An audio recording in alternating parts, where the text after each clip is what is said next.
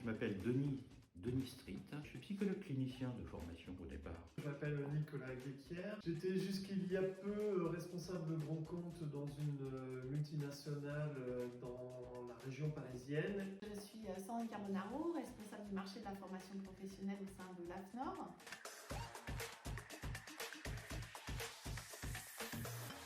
J'avais besoin de bien connaître mon mode de fonctionnement pour m'adapter aux changements que l'on vit actuellement.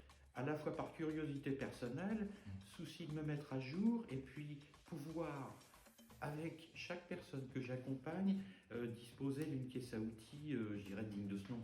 J'ai souhaité en fait entamer une reconversion professionnelle pour mettre en route tous mes projets et dont la formation fait partie. Je me rendais compte que c'est pas toujours évident, puisqu'on est chacun différent, on a chacun des talents qui sont pas forcément compatibles les uns les autres, et on a du mal à faire passer des messages, et j'étais vraiment en questionnement. J'ai eu l'impression, il y a un an, de tomber pile poil sur ce que je cherchais depuis des années, qui était un outil un peu du XXIe siècle, mais tout à fait compatible avec ce que je connaissais déjà. Et donc j'ai adoré la méthode, et comme dans un passé assez proche j'étais formateur, j'ai dit moi voilà, j'aimerais beaucoup faire de la formation avec Executive Profiler. L'intelligence prismatique, à ce moment-là, m'a paru exactement la version XXIe siècle de tous ces acquis-là.